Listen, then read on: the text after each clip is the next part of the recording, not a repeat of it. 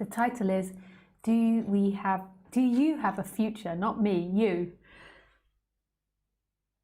Living with the coronavirus. Sorry. So as I was saying earlier, I just felt very inspired to talk about this subject of whether we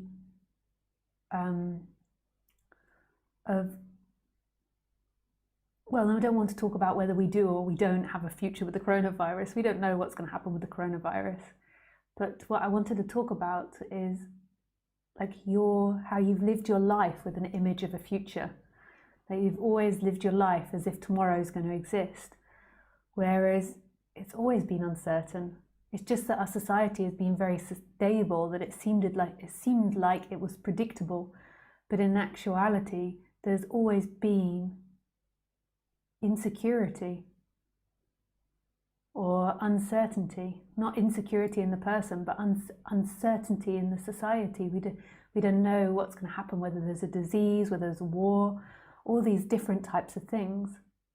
What meteorite hits the planet can totally change what your future is. But that's not the point. In actuality, living with a future, so living with the idea of a future, is what actually makes you suffer. Now, there can be vague plannings of things, like you've got to plan things in order to function, maybe not now when you live inside all the time, but in order to use the train or the aeroplane or to meet friends, there has to be a certain amount of planning. But this continuous story of you and where you exist in time and the idea that you have a future is not true. Like all of that is practicality, is functioning, but it isn't actually true. You don't have a future, you don't have a past. You're not a person that's running around in this world that's affected by the coronavirus. Who you are is this moment, and this moment is simply this moment, and nothing's actually changed with the coronavirus. Like you're still here, it's still this same presence, no matter where you are. That's not actually changed. What's changed is the person's thoughts, feelings, views, and perception on what's happening. And most people are so addicted to that they get very involved with that and then they suffer because of it. Whereas that's not who you are. It's the same presence. So if now you're confined to your house, it's actually the same experiencing as when you were at work, as when you were at your friend's house or your family's house or your lover's house, or when you're on holiday. It's no difference, this presence. So when I had this big shift in Bali in 2011, my boyfriend and I broke up, and he was Australian, and we had a place together, and it meant that I would lose my visa for living in Australia. Like I was on a relationship visa, so my whole life that I'd set up there would be different. And after we broke up, I went to Bali for a month to just chill out by myself and come to terms with it all.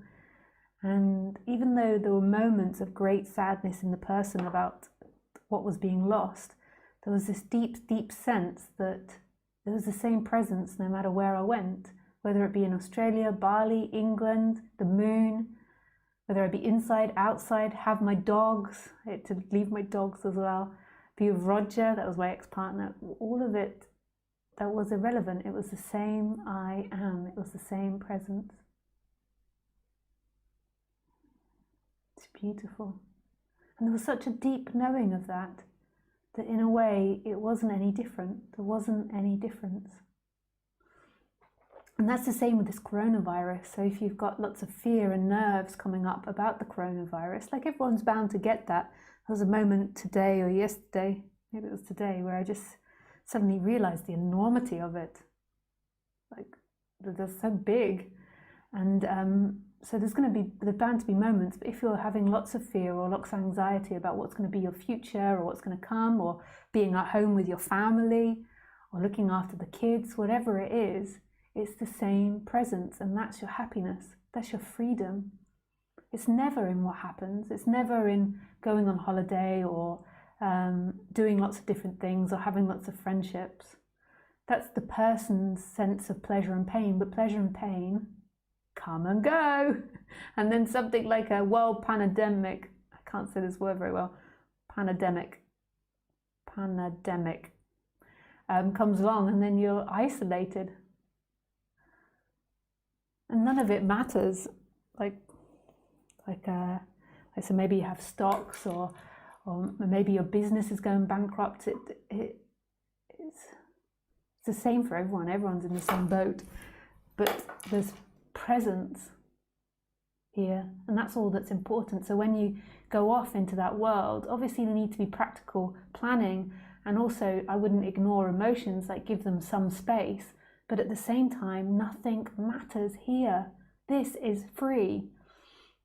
And the time to give your emotions space, you know, if you're mourning the end of your business, or if you're worried about the money, like give that feeling space, allow it to come up and investigate it, but also see it's not true. It might be now that your government pays for you. I mean, we don't know what's going to happen. None of us do. Even the richest people in the world can't get out of this. No one can. It might be really beautiful and profound for society. We might have a really beautiful shift in our perception to nature and what we're doing to the world, and travel and the environment.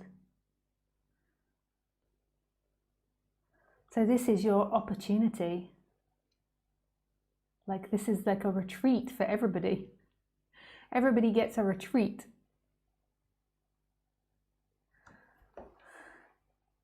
You get a retreat. Isn't that wonderful?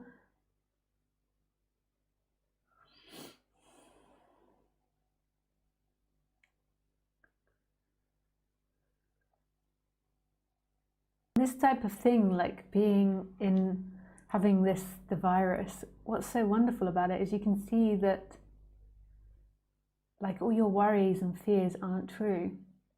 So so we're actually in a situation which could be quite dire, we don't know, and it's okay. It's okay. I mean, it could get worse, but overall, like, you still have that sense of presence, and it is okay. When you're having fears and panic about what might happen, these fictional stories about this happening or that happening, or they did this or that person did that, that's all made up and in your brain, and you can see quite clearly now the contrast between it actually happening, so the world actually kind of collapsing a little bit. I mean, we don't know what happens, or this happening, and it's not as bad as you imagine. Like, you've experienced much worse just from your mind attacking you. So you can see that everything is mine, nothing is true, because you're in a very difficult human situation, or kind of like a difficult, something that we didn't expect. It's not that bad, it could be worse. And it's okay. You're here. This presence is here. Right here.